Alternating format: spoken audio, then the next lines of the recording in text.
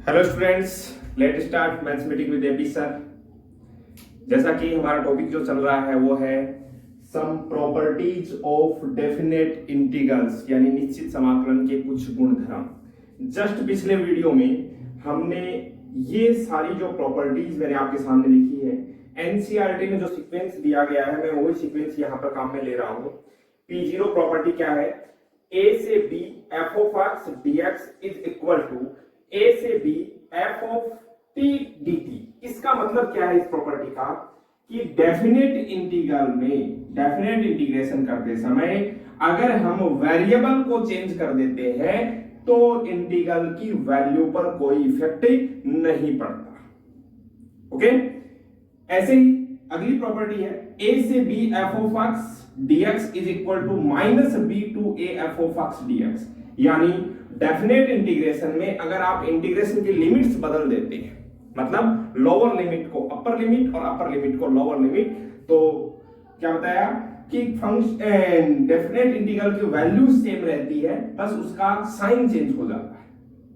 Okay, ऐसे ही P2 property थी अपने पास में a से b f of x D. अगर किसी फंक्शन को a से b तक इंटीग्रेट करना है तो हम क्या करते हैं, पहले a से c तक कर दिया, फिर c से लेकर के b तक, जहां c जो है वो क्या है, a और b के बीच का कोई भी नंबर है। ये आपकी P2 प्रॉपर्टी है। इसके में आपको बताया भी था जस्ट पिछले वीडियो में कि मॉडुलस फंक्शन के केस में या ग्रेटेस्ट इंटीजर फंक्शन के केस में ये प्रॉपर्टी यूज करते हैं। ओके, अच्छा जी, ये P3 और P4 ये दो हमारे लिए बहुत ही इंपॉर्टेंट प्रॉपर्टी थी। इसी प्रॉपर्टी से P4 बनी है। P3 और P4 सेम ही है।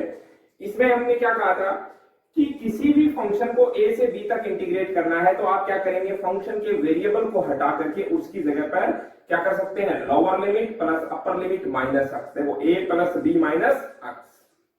इसी से P4 प्रॉपर्टी बनी है, जिसे हम किंग प्रॉपर्टी भी हमने नाम दिया था। ओके, किंग प्रॉपर्टी नाम दिया था। सेम ऐसे ही P5 प्रॉपर्टी 0 से 2a तक, 0 से a से 2a, देखो 0 से लेकर के जब आप 2a तक जाओगे तो डेफिनेटली बीच में क्या आएगा, a आएगा। तो हमने ये बात की थी P5 प्रॉपर्टी में 0 से लेकर के 2a तक अगर आप किसी फंक्शन को इंटीग्रेट करना चाहते हैं, इसको हमने क्वीन प्रॉपर्टी नाम दिया था कि अगर किंग प्रॉपर्टी अप्लाई नहीं होती है या अप्लाई होने के बाद में कोई इफेक्ट नहीं पड़ता है, उस केस में हम P5 या क्वीन प्रॉपर्टी यूज करते हैं। और जैसे P3 से P4 है वैसे P5 से P6 ये काम में कम आती है, P3 और P5, P4 और P6 हमारे ज्यादा काम में आती है। देखो इसमें क्या डिफरेंस है, 0 से 2a तक अगर आप f of x को इंटीग्रेट करते हैं तो 0 से a से 2a f of x, और यहां पर आता है f of 2a minus x dx। अब सोचो f of 2a minus x अगर माइनस f of x के इक्वल है ना, तो यहां पर क्या आ जाएगा, माइनस f of x, और ये जो लिमिट्स हैं ये भी क्या बन जाएंगी, 0 से a, तब तो ये कैंसिल आउट हो जाएगा, तो क्या बन जाएगा, 0। ओके, अच्छा ऐसे ही f of 2a minus x अगर f of x के इक्वल है, ये f of x के इक्वल है, और तो लिमिट भी ये 0 से a बन जाएंगी। तो उस केस की अगर मैं बात करूं तो यहां पर ये 0 से a f of x dx, 0 से a f of x dx, ये मिलकर क्या हो जाएगा 2 0 से a f of x dx। ये आपकी, ये कहूं कि P4 प्रॉपर्टी और P6 प्रॉपर्टी सबसे ज्यादा काम में आती है। उसके बाद में एक प्रॉपर्टी और है P7 प्रॉपर्टी, ये ओड और इवन फंक्शन वाले। अगर माइनस a से प्लस a तक लिमिट है और आपका फंक्शन ओड फंक्शन है, देखो ओड फंक्शन का मतलब क्या है, x को माइनस x से रिप्लेस करेंगे तो माइनस बाहर आ जाए, f of x बन जाए। इस केस में आपको रिजल्ट क्या मिलता है, 0। और इवन केस के इवन फंक्शन के केस में लिमिट जो है वो 0 से a हो जाती है और 2 0 से a f of x dx। मतलब ये है कि इन सारी प्रॉपर्टीज का डेरिवेशन, इनकी व्युत्पत्ति जो है वो हमने पिछले वीडियो में कर ली है। अगर आपको कोई डाउट है तो ये वीडियो जो अभी हम शुरू करने जा रहे हैं, इसे देखने से पहले पिछला वीडियो देखें, ताकि आपको इन प्रॉपर्टीज के बारे में आपको श्योर हो जाए कि हाँ ये प्रॉपर्टीज किस प्रकार से होती हैं। ओके, पिछले वीडियो में हमने 3 एग्जांपल किए थे, एग्जांपल नंबर 31, 32, 33। तो थोड़ा बहुत हम प्रॉपर्टीज के बारे में जान गए थे कि किस प्रकार से अप्लाई करनी है। आज हम इससे आगे बढ़ेंगे। ओके, तो चलिए शुरू करते हैं एनसीईआरटी का example number 34।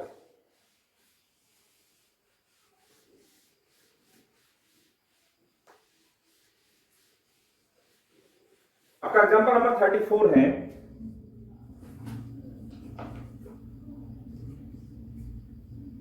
Example number 34, find the value of integral -1 to +1 sin to the power 5x cos to the power 4x dx। Okay, तो प्रॉपर्टी अप्लाई करनी है। कौन सी प्रॉपर्टी? तो सबसे पहले दिमाग में क्या आएगा, -a से +a तक अगर फंक्शन होता है, आपकी कौन सी प्रॉपर्टी है? प्रॉपर्टी नंबर जो जिसे हमने P7 जो आपके एनसीईआरटी में नंबर दिया है, नंबर ज्यादा इंपॉर्टेंस नहीं है बट प्रॉपर्टी आपको पता होनी चाहिए। -a से +a अगर आपका फंक्शन है तो इस केस में आपको दो रिजल्ट मिलते हैं, एक रिजल्ट मिलता है 0 और एक रिजल्ट मिलता है 2 इंटीग्रल ऑफ 0 से a f of x dx। कब कब मिलता है? If and only if f of -x is equal to -f of x, यानी कौन सा केस हो गया? ये ओड फंक्शन का केस हो गया, विषम फलन का केस हो गया। और ये कब मिलता है? If and only if f of -x is equal to f of x, यानी इवन फंक्शन के केस में आपको ऐसा मिलता है। अब यहां सोचो, हमारे पास में जो फंक्शन आपको दिया गया है वो क्या है? यहां पर देखो -a से +a, तो ये पूरा पूरा क्या आपके लिए क्या है? f of x। ओके, तो f of x क्या है? f of x sin to the power 5x cos to the power 4x। ठीक है, तो यहां से बताइएगा, अगर x की जगह पर मैं -x रिप्लेस करता हूं तो ये क्या हो जाएगा? sin to the power 5 -x cos to the power 4 -x। सोच के देखिएगा, क्या यहां से साइन के बारे में हम क्या जानते हैं कि साइन में अगर x की जगह -x आ गया तो माइनस बाहर आ जाता है। पावर देखो कितनी है? 5, मतलब पावर भी जो है वो क्या है? ओड है। माइनस बाहर आ जाएगा, उसमें पावर 5 होंगे तो क्या आएगा? Minus sine to the power 5x। Cos के बारे में हम क्या जानते हैं कि कोस में अगर x की जगह -x आता है तो वो गायब हो जाता है। या वैसे सोचो कि पावर भी 4 लगी हुई है तो इससे कोई इफेक्ट नहीं पड़ेगा, कोस की पावर 4x। यानी यहां से क्या मिला आपको? f of -x is equal to, इस माइनस को हटा करके देखो ये क्या है? ये आपका फंक्शन ही है, इसका मतलब -f ऑफ x। तो आपकी प्रॉपर्टी का कौन सा पार्ट अप्लाई हो गया? f of -x is equal to -f of x, यानी ओल्ड फंक्शन का केस हो गया। तो इस स्थिति में कोई भी ये इंटीग्रल होगा -a से +a, तो उसकी वैल्यू क्या आएगी? 0 आएगी। तो मैं क्या कह सकता हूं? गाइस आपका इंटीग्रल है उसकी वैल्यू क्या आ गई? 0। तो सोचिए, हमने इंटीग्रेशन किया? नहीं किया, सिर्फ प्रॉपर्टी अप्लाई की और इंटीग्रल की वैल्यू आपको मिल गई। तो प्रॉपर्टीज यूज करने का मतलब देखो, अगर आप प्रॉपर्टीज यूज नहीं करते तो बहुत ही लंबी लेंथी प्रोसेस हो जाती। कैसे हो जाती? ये साइन की पावर 5 है, इसको आप 4 अलग लिखते और साइन x अलग लिखते। फिर इस साइन की पावर 4 को लिखते साइन स्क्वायर का होल स्क्वायर, फिर साइन स्क्वायर को लिखते 1 - कोस स्क्वायर x और फिर उसका होल स्क्वायर, फिर उसको होल स्क्वायर ओपन करते, फिर कोस की पावर 4 से मल्टीप्लाई करते। तो इसके पीछे का जो भी फंक्शन होता है वो किस पे आ जाता? पूरा का पूरा कोस में आ जाता। और कोस को t मानते तो sin x dx क्या आता? -dt आता। मतलब काफी लेंथी प्रोसेस हो जाती है। लेकिन प्रॉपर्टी को यूज करने पर हम इसका डायरेक्ट आंसर क्या लिख सकते हैं? 0। तो कंपटीशन एग्जाम की दृष्टि से अगर बात करें तो ऐसे स्थिति में जब आपको लिमिट -a से +a दे रखी है तो आपका काम क्या है? सोचना है कि क्या अंदर वाला फंक्शन ओड है। अगर ओड फंक्शन है तो रिजल्ट 0, और अगर फंक्शन इवन है तो फिर आपको पहले तो ये प्रॉपर्टी अप्लाई करनी है, फिर इंटीग्रल को सॉल्व करना है। ओके, चलिए आगे बढ़ते हैं।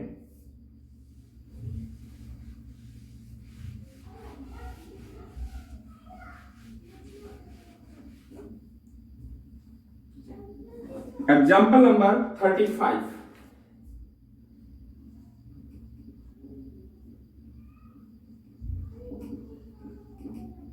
एग्जाम्पल नंबर 35 है 0 to π/2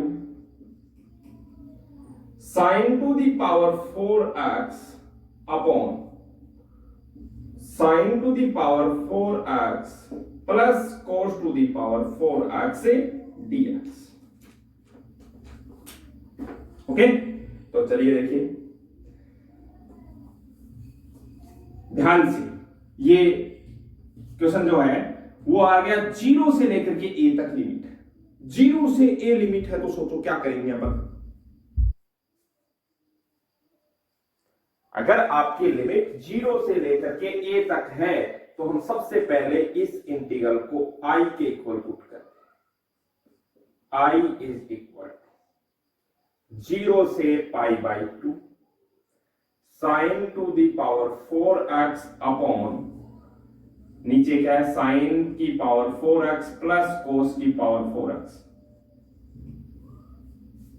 अब हमारी प्रॉपर्टी P4 क्या कहती है, जो P4 प्रॉपर्टी ये कहती है कि अगर 0 से a लिमिट है फंक्शन, तो हम क्या करते हैं, 0 से a लिमिट, अक्स को रिप्लेस कर देते हैं a माइनस अक्स।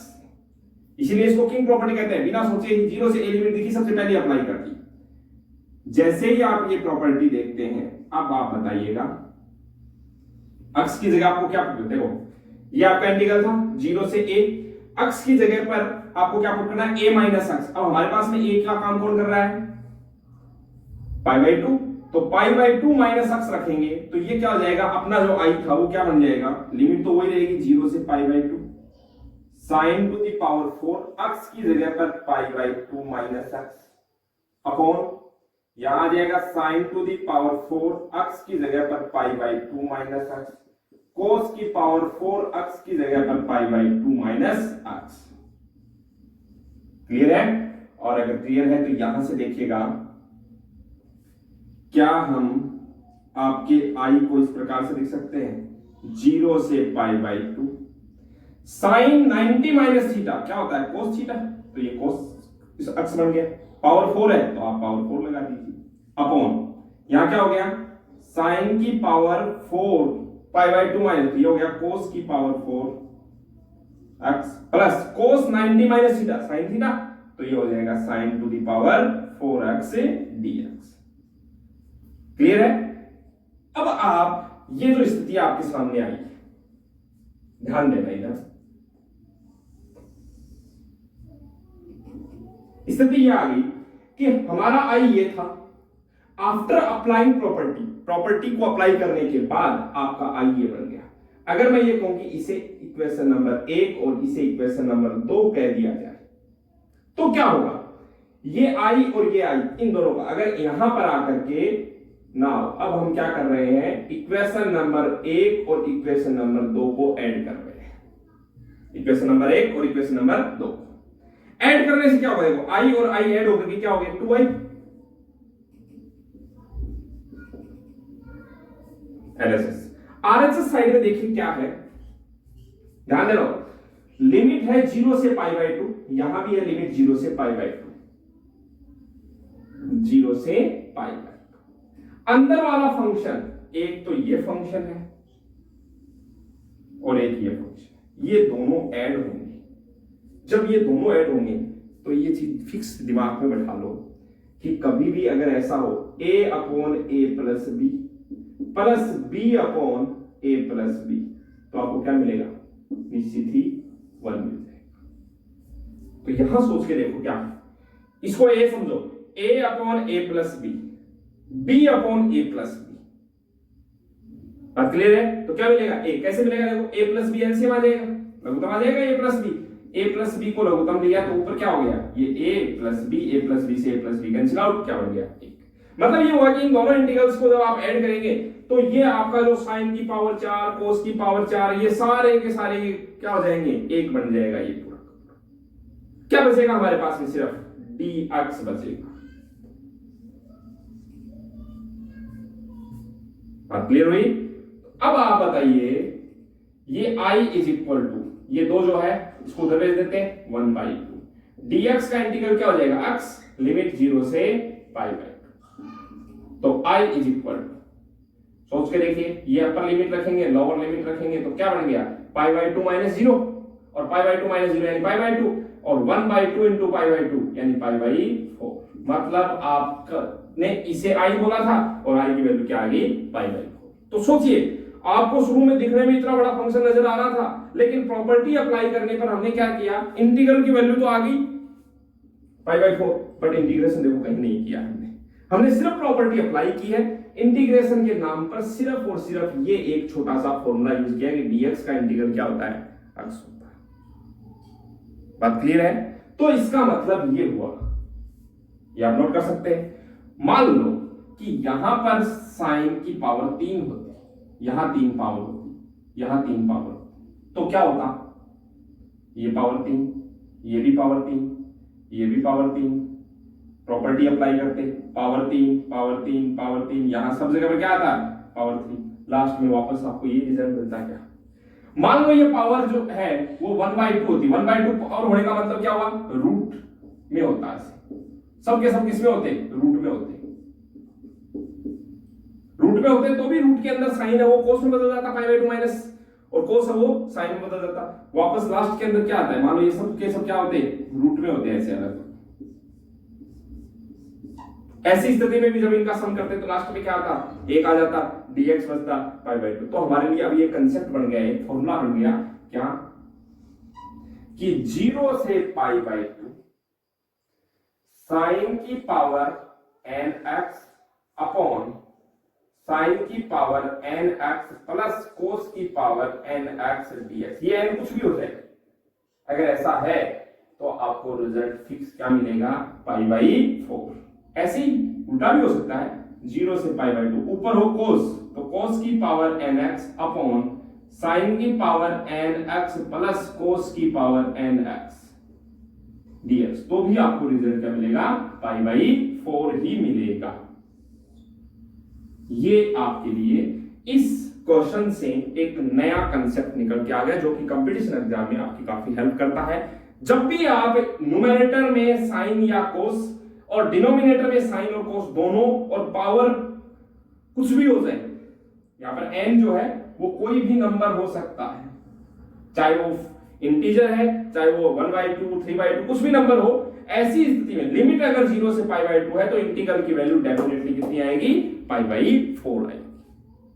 बात समझ गए कैसे आएगी, क्योंकि जब आप प्रॉपर्टी P4 अप्लाई करेंगे तो साइन बन जाएगा कोस और कोस बन जाएगा साइन में। हाँ अगर बीच में माइनस आ गया तो ऐसा नहीं होगा, प्लस अगर आता है बीच में, ऐसी स्थिति में प्रॉपर्टीज ऐसी अप्लाई करोगे तो साइन कोस में बदल जाएगा, ये कोस साइन कोस में, ये कोस साइन में, यहां पर साइन आ जाएगा, यहां पर कोस आ जाएगा, यहां पर साइन आ जाएगा, मतलब पलट जाएंगे और लास्ट में ऐड करोगे तो 1 आ जाएगा, यानी सिर्फ dx बचेगा, dx का इंटीग्रल हो जाएगा x pi by 2 minus 0 n pi by 2 हो जाएगा, 1/2 यहां बाहर आएगा ही, दोनों इक्वेशंस को ऐड करने से 2i आ जाता है, वो 2 यहां आ जाएगा और लास्ट में आपको रिजल्ट पाई बाई 4 मिलना है।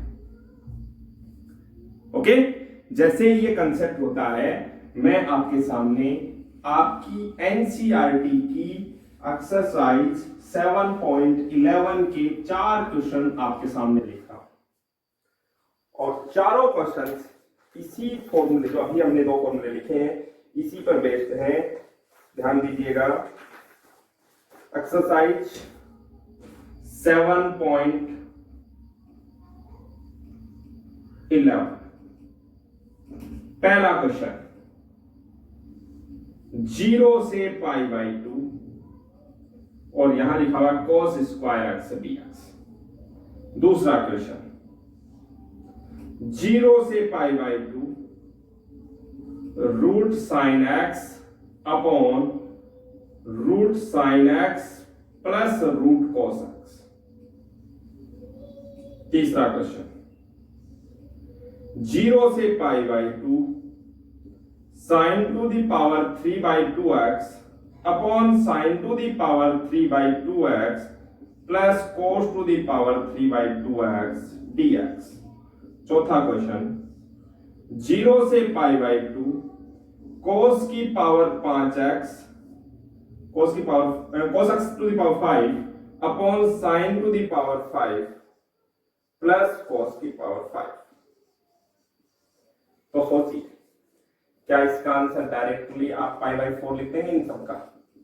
अभी जो आपने फॉर्मूला देखा है उस फॉर्मूले के अकॉर्डिंग सभी का आंसर आपको क्या मिल रहा है, पाई बाई 4 इन तीनों का। दिमाग में आता है कि इसका क्या है, इसका भी आंसर पाई बाई 4 ही होगा। कैसे होगा, एक स्टेप लिख रहा हूं मैं, देखा 0 से π/2 cos स्क्वायर x लिखा हुआ है। नीचे क्या आएगा, नीचे कुछ भी नहीं लिखा हुआ है, अगर कुछ नहीं है तो एक तो है, और अगर एक है तो क्या इस एक को मैं ऐसे लिख सकता हूं sin square x plus cos square x। अब बढ़ गया स्टैंडर्ड फॉर्मूला, cos की पावर 2 और sin की पावर 2 cos की पावर 2, मतलब आंसर क्या आएगा π/4। तो यहां से ये भी बता सकते हो, अगर आपको sin स्क्वायर x को इंटीग्रेट करना हो 0 से π, ध्यान रखें ये स्टैंडर्ड फॉर्मूला जो अभी लिखे हैं मैंने वो सिर्फ तभी अप्लाई होंगे जब लिमिट 0 से π/2 होगी। ओके, तो इसका भी क्या कर सकते हैं आप, sin स्क्वायर लिखा हुआ है, नीचे क्या लिखोगे sin square x plus cos square x, क्योंकि एक होता है, और रिजल्ट क्या लिखोगे π/4। कंपटीशन की दृष्टि से डायरेक्ट क्लिक करना है। अगर बोर्ड एग्जाम में ये क्वेश्चन आता है 2 नंबर के लिए या 3 नंबर के लिए, तो आपको पहले जो भी इंटीग्रल आपको कैलकुलेट करना है उसको i के इक्वल मानेंगे, फिर p4 प्रॉपर्टी लिखेंगे, अप्लाई करेंगे, फिर सबसे पहले जो i माना था उसे equation number 1, p4 property apply करने के बाद में जो इक्वेशन बनी उसे इक्वेशन नंबर 2, दोनों को ऐड करेंगे, उधर 2i होगा, उधर सिर्फ dx आ जाएगा।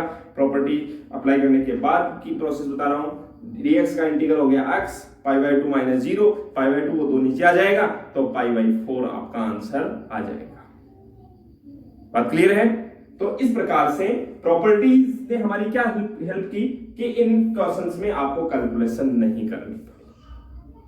बात क्लियर है? और जनरली हम देखते हैं बोर्ड एग्जाम में ऐसा कोई न कोई क्वेश्चन आपको मिल ही जाता है।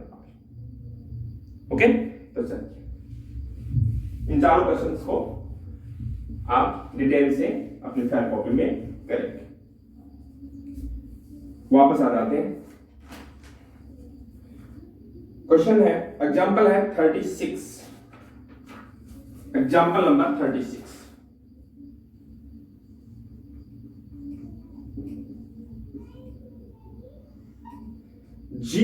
π/6 से π/3 1/1 प्लस √10x।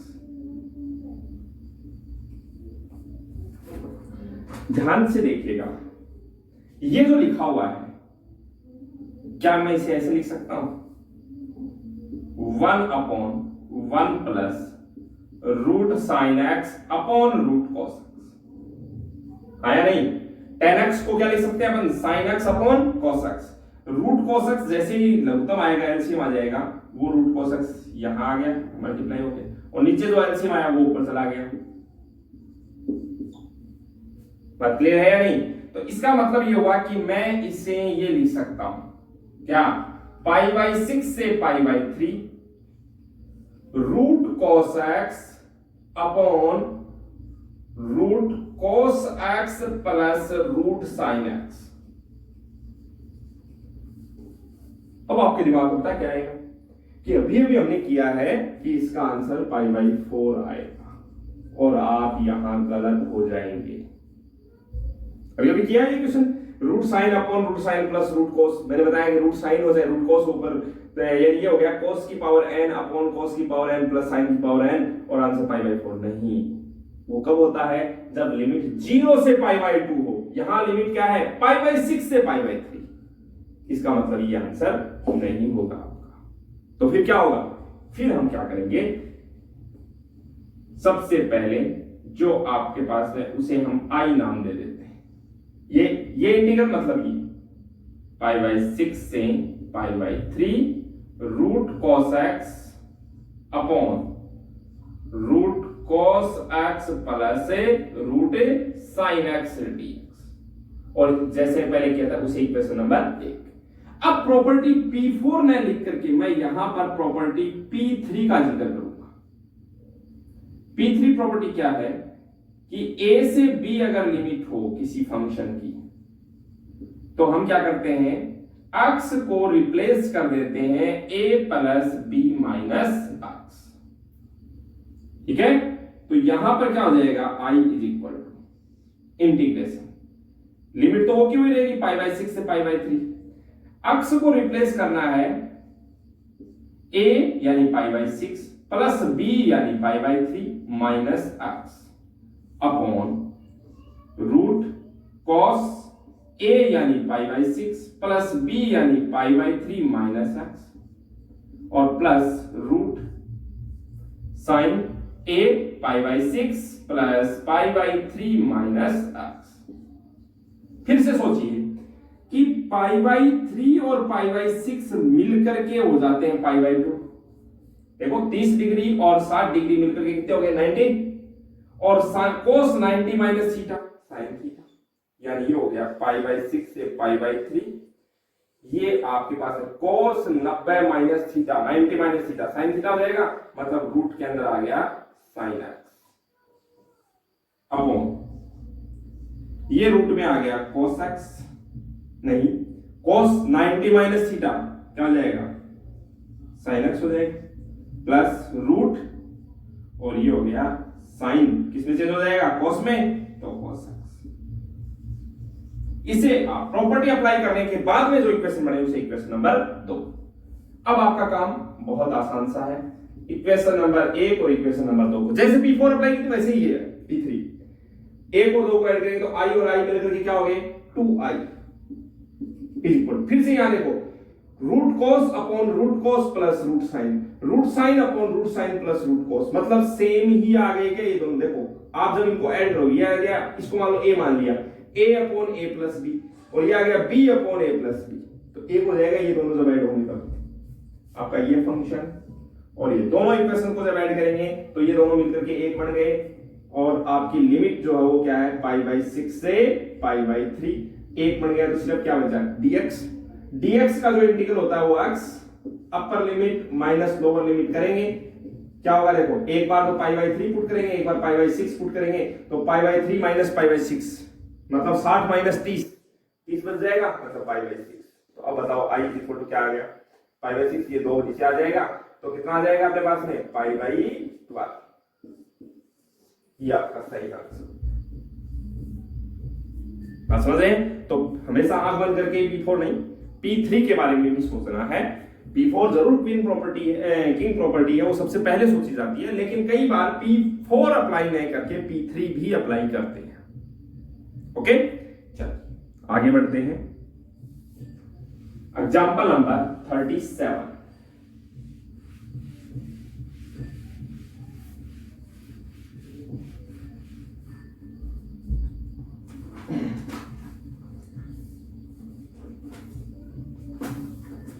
एग्जाम्पल नंबर 37 जो है वो सोल्व तो करेंगे ही हम, लेकिन अब ये फॉर्मूला भी याद रखेंगे। 0 से पाई बाई 2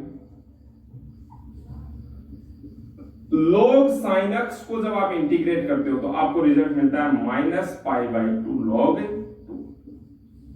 ऐसे ही जरूरी नहीं है 0 sin पाई, 0 से pi by 2 log cos x हो तो भी आपको यही रिजल्ट मिलता है।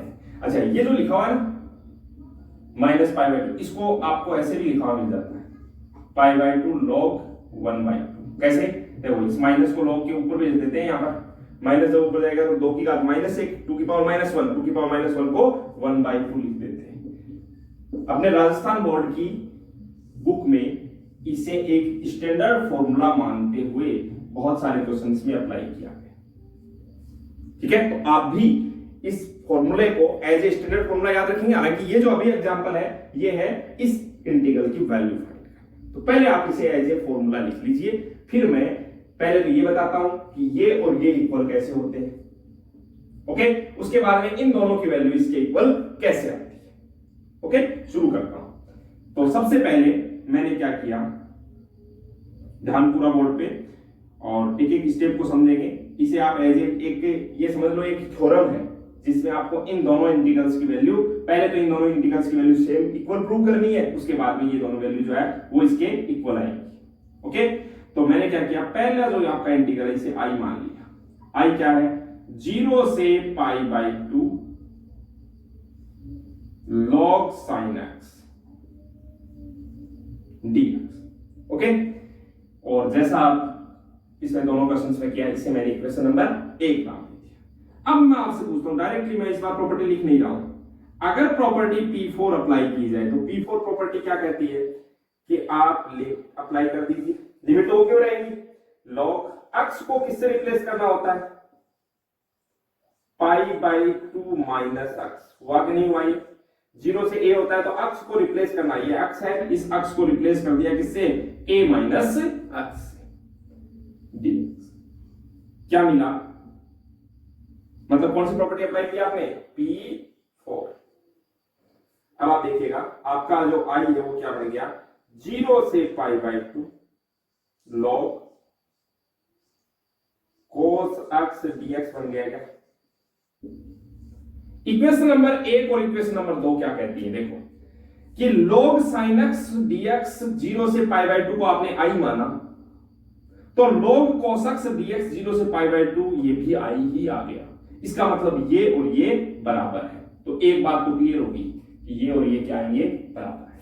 देखो ये भी आएंगे इक्वल है, और प्रॉपर्टी अप्लाई करने के बाद, अच्छा प्रॉपर्टी अप्लाई करने के पहले अगर cos होता तो बाद में sin आ जाता।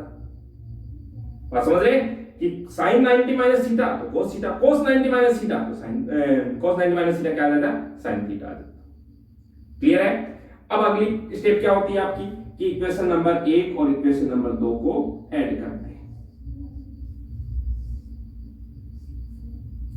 अभी दो क्वेश्चन किए हैं अपने P3 और P4 प्रॉपर्टी पर कि सबसे पहले जिस इंटीग्रल की वैल्यू फाइंड करनी होती है उसे हम i मान लेते हैं, उसके बाद में प्रॉपर्टी अप्लाई करने के बाद में i आ जाता है, फिर दोनों इक्वेशंस को हम क्या कर देते हैं? ऐड कर देते हैं, जोड़ देते हैं। जोड़ने से क्या होगा? देखो i और i मिलकर के बन गए 2i, समझ रहे? और 2i ये हो गया, देखो लिमिट 0 से पाई बाई 2, इसकी भी लिमिट 0 से पाई बाई 2। log में अगर आप इनको ऐड करोगे log sin x plus log cos x, तो log में जब दो नंबर्स आपस में ऐड हो जाएंगे तो एक बार चलो मैं ऐसे लिख देता हूं log sin x plus log cos x। log में जब प्लस आता है तो क्या log की प्रॉपर्टी क्या कहती है कि दोनों को मल्टीप्लाई कर दो, गुणा कर दो। log m plus log n बराबर क्या होता है? log m into log। तो ये देखो ये 2i इज इक्वल टू 0 से पाई बाई 2 log क्या लिख दूं मैं इनको? sin x into cos x। Clear हुई? log sin x into cos x, ये स्थिति मिल गई आपको। अब log sin x into cos x, देखो अंदर जब भी कई बार हमने ये चीज देखी है कि sin x into cos x लिखा हुआ है, मैंने 2 से ऊपर नीचे मल्टीप्लाई कर दिया, तो ये क्या बन गया आपके पास में? sin 2x बन गया है। तो क्या इसे आप ये लिख सकते हैं 0 से pi by 2 log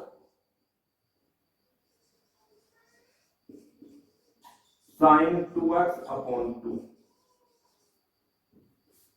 sin x into cos x को sin 2x अपॉन 2। क्लियर है? इस थ्योरम को समझ लीजिए, एक एक स्टेप को दिमाग में रखिए, ओके, और आपको प्रूफ मिल जाएगा। तो चलिए आगे बढ़ते हैं। 2i इज इक्वल, अब साथ साथ नोट करते रहे, मेरे पास में बोर्ड में जगह कम रहेगी तो मैं मिटाऊंगा इसको, ठीक है? तो चलिए यहां पर आकर के वापस log की प्रॉपर्टी अप्लाई कर दो, जैसे अपने आप आपको अगली स्टेप दिखाई दे जानी चाहिए। यहां पर आकर के वापस देखो log m अपॉन n, तो क्या हो जाता है? log sin 2x minus log 2। Clear है? अगर ऐसा है तो अब और आगे बढ़ता हूं मैं। 2i इज इक्वल 0 से पाई बाई 2, क्या इस इंटीग्रल को आप दो अलग अलग पार्ट में तोड़ सकते हैं? sin 2x dx अलग कर दिया माइनस, अच्छा log 2 कैसा नंबर है? log 2 एक कांस्टेंट नंबर है, इसे मैं इंटीग्रेशन से बाहर लिख देता हूं, अंदर बचा सिर्फ dx 0 से पाई बाई 2। अब सोच के देखो dx का इंटीग्रल होगा x, लिमिट लगाएंगे 0 से पाई बाई 2, अपर लिमिट रखेंगे माइनस, लोअर लिमिट रखेंगे तो आंसर क्या आएगा? पाई बाई 2।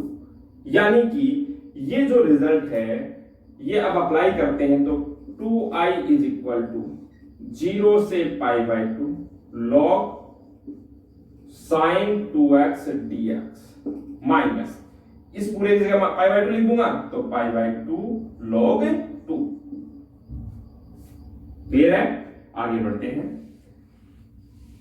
अब यहां आ जाओ वापस, आपके पास में लिखा हुआ होना चाहिए, पहले से नोट करते रहे एक एक स्टेप को। काफी बड़ा क्वेश्चन है, 6 नंबर के लिए बोर्ड एग्जाम में पूछे जाने लायक क्वेश्चन है।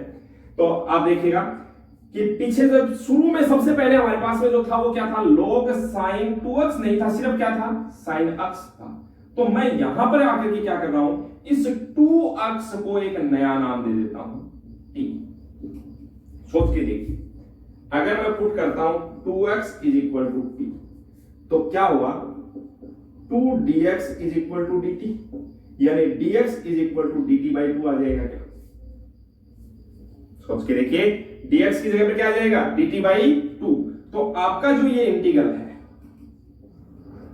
2i, देखा ध्यान दीजिए, ये यहीं से 2i चल रहा है। तो अब ये आपके पास में आ गया log sin t, और dx की जगह पर लिखूंगा dt बाई 2, तो वो 1/2 मैंने यहां। लेकिन अब सोचिए, जब 2x is equal to t put करेंगे तो डेफिनेटली आपको लिमिट्स भी चेंज करनी पड़ेंगी। लिमिट कैसे चेंज करेंगे, देखो, जब आपके पास में x की वैल्यू, लोअर लिमिट कितनी है 0, x इज इक्वल टू 0 है, तब t इज इक्वल टू क्या आ गया, 2 into 0 यानी 2। और जब x equal to pi by 2 है, तब आपकी t की वैल्यू कितनी आ गई, 2 into पाई बाई 2। ये कैंसिल आउट हो गया, क्या आ गया, सॉरी यहां तो 0 आ गया और ये कितना आ गया, पाई। मतलब ऐसा करने पर आपकी लिमिट चेंज हो जाएगी और वो क्या हो जाएगी, 0 से लेकर के पाई तक हो गई, minus pi by 2 log 2। Clear है? अब आगे बढ़ जाते हैं। प्रॉपर्टी नंबर P0 क्या कहती है कि आप इंटीग्रेशन में x को t लिख सकते हैं, यानी t को x भी तो लिख सकते हैं।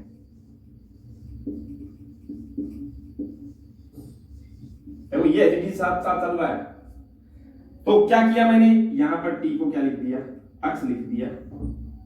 कौन सी प्रॉपर्टी अप्लाई की, P0 प्रॉपर्टी। अब क्लियर है? अच्छा, एक काम और कर रहा हूं मैं साथ ही साथ,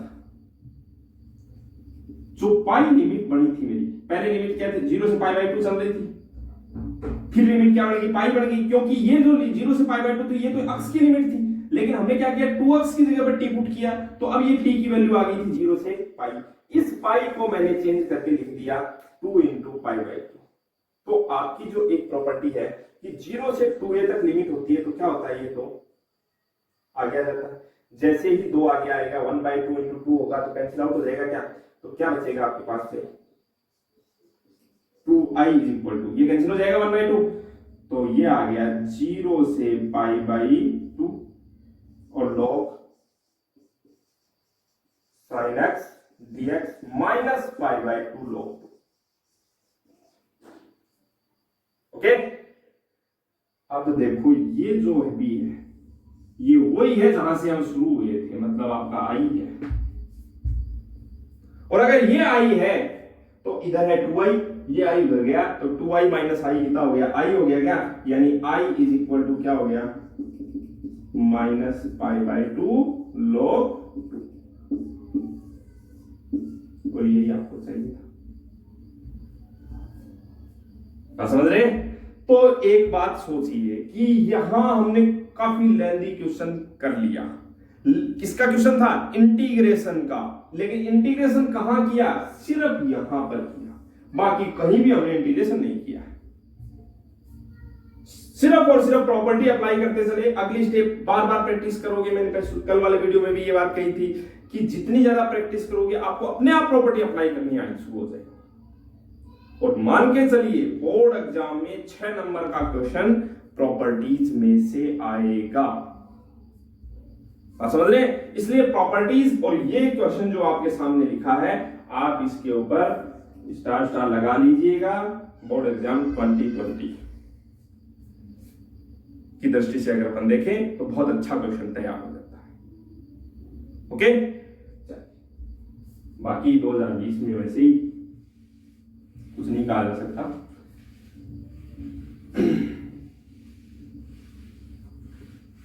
तो इस क्वेश्चन की प्रैक्टिस आपको बार बार करनी है। इस प्रकार से हमारे ये एग्जाम्पल्स हैं, ये कंप्लीट हो जाते हैं। अब मैं एक्सरसाइज 7.11 के 2 क्वेश्चन और करूंगा आपके सामने, ठीक है। क्वेश्चन नंबर 5 और क्वेश्चन नंबर 6 बहुत छोटे छोटे क्वेश्चन हैं। क्वेश्चन नंबर 5 जो है वो है -5 से +5 mod ऑफ x + 2 dx। तो दिमाग में क्या आएगा, -a से +a लिमिट आ गई, लगा दे P7 प्रॉपर्टी लास्ट वाली -a से +a वाली, बिल्कुल नहीं। उससे पहले सोचो क्या आ गया, मोड आ गया। बात समझ रहे हैं? तो मोड आ गया तो अब आपको प्रॉपर्टी नंबर P2 के बारे में बात करनी है। कैसे करनी है P2 के बारे में? देखो P2 प्रॉपर्टी क्या कहती है कि अगर a से b लिमिट हो किसी फंक्शन की, तो आपको क्या करना है, a से c और प्लस a c से b। ये बात पिछले वीडियो में क्लियर कर चुका हूं। अब यहां हमारे पास में लिमिट है -5 से लेकर के +5 तक। अब देखो -5 और +5 के बीच में देखो -4 भी होगा, -3 भी होगा, -2, -1, 0, 1, 2, 3, 4, 5 ये होंगे। तो इसका मतलब तो इंटीग्रेशन के बहुत सारे पार्ट होंगे, -5 से -4, -4 से -3, -3 से -2, -2 से -1। हम ऐसा नहीं करेंगे। हमें क्या करना है, हमें यह देखना है कि मोड हटा करके प्लस कहां लगाना है और माइनस कहां लगाना है। तो जो आपके सामने मोड लिखा हुआ है, मोड के अंदर क्या है, x + 2। अब x + 2 जो है वो 0 कहां पर होगा, जब x बराबर कितना होगा, -2 होगा। तो हम क्या कर रहे हैं, इस इंटीग्रेशन के 2 पार्ट कर देते हैं, -5 से लेकर के कहां तक, -2 तक। f of x क्या है, mod ऑफ x + 2 dx। और फिर आप क्या कर देते हैं, -2 से 5 तक f of x dx। जहां मोड के अंदर वाला पार्ट 0 हो रहा था, वहां से आपने इंटीग्रेशन के लिमिट्स को तोड़ दिया। -5 से +5 तक जाना था, हम -5 से -2 तक पहले जाएंगे, फिर -2 से 5 तक जाएंगे, यानी आपने प्रॉपर्टी नंबर P2 यूज कर दी। ओके, अब सोचो इस इंटरवल में -5 से -2 के बीच का कोई भी एक नंबर, जैसे आपने -3 ले लिया, -3 मोड के अंदर पुट किया, मोड -3 + 2, मोड के बिना सोचो, -3 + 2 कितना हो गया, -1 हो गया। क्या नेगेटिव नंबर आ रहा है, हाँ या नहीं? और अगर माइनस में आता है तो मोड हटाते हैं और साथ ही साथ माइनस और लगा देते हैं। क्लियर? -2 से 5 के बीच में अगर आप कोई नंबर लेते हैं, जैसे आपने 4 ले लिया, तो 4 रखो मोड की जगह पर, मोड में x की जगह पर, x की जगह पर 4 रखा तो 4 + 2 6, पॉजिटिव आ रहा है, पॉजिटिव आ रहा है तो बेझिझक आप मोड हटा दो। चलो अगली स्टेप में लिख देता हूं ये चीज, इस स्टेप में ये रहने दे। अगली स्टेप में आप क्या करेंगे, -5 से -2 माइनस लगाएंगे, x + 2 dx, और -2 से 5 x + 2 dx। आगे आप इसको सॉल्व कर लेंगे। देखो x + 2 दोनों जगह पर इंटीग्रेशन तो क्या होगा, x² 2 + 2x, x² 2 + 2x, फिर लिमिट पुट करनी है, upper limit minus lower limit, इसकी कैलकुलेशन अलग, इसकी अलग, दोनों को ऐड कर देंगे, आंसर आ जाएगा। ध्यान रखेंगे इसके पीछे माइनस भी है। क्वेश्चन नंबर 6, इस बार आपके पास में क्वेश्चन है 2 से लेकर के 8 तक, मोड में x - 5 dx। तो इस बार आपको देखना है क्या है, मोड के अंदर वाला पार्ट है x - 5, 0 कहां होगा, x = 5 पर। तो 2 से लेकर के 8 तक जब जा रहे हैं तो बीच में 5 आएगा, तो आप इंटीग्रेशन को 2 पार्ट में तोड़ेंगे, 2 से लेकर के 5 तक अलग, प्लस 5 से लेकर के 8 तक अलग, x - 5।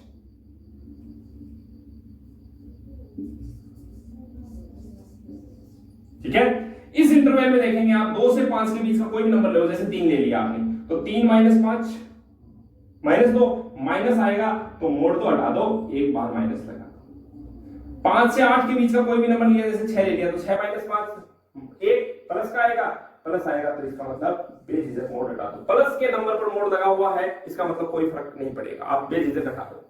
अगर नंबर अंदर माइनस का आता है, एक नंबर चेक करेंगे, अगर एक नंबर के लिए माइनस आ गया, इसका मतलब पूरे इंटरवल के लिए ही माइनस में आएगा, और मोड हटाएंगे तो माइनस के नंबर पीछे और क्या करेंगे, माइनस लगा देंगे। इसे आप आगे सॉल्व कर सकते हैं।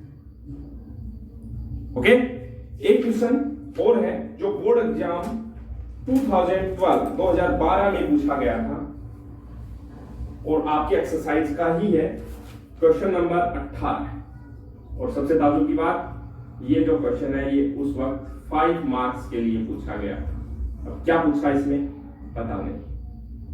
क्वेश्चन ये 0 से 4 mode of x minus 1 dx। ठीक है, 2012 में ये क्वेश्चन बोर्ड एग्जाम में पूछा गया। तो सोचो 0 से 4 तक जा रहे हैं, तो मैंने क्या किया, 0 से लेकर के 1 तक तो मैं लग गया। अब 1 ही क्यों, क्योंकि x माइनस 1 है मोड के अंदर, x माइनस 1 इक्वल टू 0, तो x माइनस 1 मतलब x इक्वल टू क्या आएगा, 1 आएगा, तो 1 तक तोड़ दिया मैंने इसको। 0 से 1 और 1 से लेकर के 4 तक।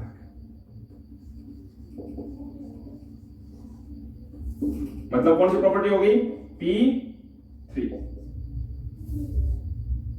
0 से 1 के बीच का कोई भी नंबर लेंगे तो जाहिर सी बात है वो 1 से छोटा होगा, और 1 से छोटे नंबर के लिए अगर 1 से छोटा नंबर 1 में से फिर 1 माइनस हो जाएगा तो नेगेटिव आएगा, मतलब मोड हटाएंगे और बाहर माइनस लगा देंगे, x माइनस 1 dx 0 से 1। और यहां 1 से बड़ा कोई भी नंबर होगा, जैसे 2 है 3 है, तो उसमें से 1 माइनस होगा तो प्लस में आएगा, तो बेझिझक मोड हटा देंगे 1 से 4 x माइनस 1 dx। अब आप देखिएगा, ये मैं पूरा बना देता हूं, बोर्ड एग्जाम में आया हुआ क्वेश्चन है। x का integral x square by 2 minus x 0 से 1। इंटीग्रेशन तो यहां भी वही होगा, x स्क्वायर बाय 2 माइनस 1 का x लिमिट 1 से 4 या माइनस, पहले अपर लिमिट पुट करो तो 1 बाय 2 माइनस 1, और जब 0 पुट करोगे तो 0। ओके, प्लस यहां देखो अपर लिमिट 4 पुट करो तो 4 का स्क्वायर 16 बाय 2 8 माइनस 4 पुट किया x की जगह पर 4, फिर माइनस 1 बाय 2 1 पुट करेंगे तो 1 का स्क्वायर 1 बाय 2 माइनस 1। ये क्या हो गया, 1 बाय 2 माइनस 1 माइनस 1 बाय 2 बाहर वाले माइनस से हो गया प्लस का 1 बाय 2, 8 में से 4 माइनस हो गया प्लस का 4। ये 1 बाय 2 माइनस 1 माइनस 1 बाय 2 बाहर वाले माइनस से प्लस 1 बाय 2 1 बाय 2 1, 4 और 1 कितना हो गया 5। अब सोच के देखो कि ये उस टाइम 6 नंबर के लिए पूछा गया था, तो ये क्वेश्चन आपके सामने। मतलब ये है कि बोर्ड एग्जाम में क्वेश्चन जो है ज्यादा टेंशन वाले क्वेश्चन आते नहीं है, बस थोड़े से कंसेप्ट्स क्लियर होने चाहिए, फॉर्मूले सही होने चाहिए, कैलकुलेशन गलत नहीं होनी चाहिए। बहुत आसान काम है, 100 में से 100 नंबर लेके आना है। इंटीग्रेशन पूरा पढ़ लो 6 नंबर मिल जाएंगे, और सिर्फ प्रॉपर्टीज वाला पार्ट पढ़ लो 6 नंबर डेफिनेटली आपको मिल जाएंगे। ठीक है, 12 नंबर का ये पूरा टॉपिक होता है। अपने राजस्थान बोर्ड की बुक में क्या किया, इन दोनों एक्सरसाइज को अलग अलग कर दिया। चैप्टर नंबर 9 जो है वो इनडेफिनेट इंटीग्रेशन का है, और चैप्टर नंबर 10 राजस्थान बोर्ड की बुक की बात कर रहा हूँ, एनसीईआरटी में ये चैप्टर जो है वो चैप्टर नंबर 7 है, जिसमें डेफिनेट और इनडेफिनेट दोनों एक साथ दिए हुए हैं। एनसीईआरटी की बुक में नंबर ऑफ क्वेश्चंस भी थोड़े ज्यादा है, सॉरी राजस्थान बोर्ड की बुक में नंबर ऑफ क्वेश्चंस भी खूब है। आप उनकी प्रैक्टिस करते रहिए, प्रॉब्लम्स ठीक करते रहिए, ठीक है, और फिर धीरे धीरे उसके भी सॉल्यूशंस आपको मिल जाएंगे। तब तक के लिए प्रैक्टिस करते रहो, वीडियो को लाइक शेयर सब्सक्राइब करते रहो और रेगुलर पढ़ो, तभी फायदा है। और जैसा कि जिन स्टूडेंट्स को अभी बोर्ड की एग्जाम देनी है, जिनका पेपर ड्यू है, वो भी एग्जाम जुलाई के फर्स्ट वीक तक पॉसिबल है। तो अब तक इस लॉकडाउन में अगर आपने नहीं पढ़ा है तो अब भी शुरू कर दो दोबारा से, एक बार फिर से पूरी बुक को आप रिवाइज कर सकते हैं। ओके, चलिए, थैंक यू।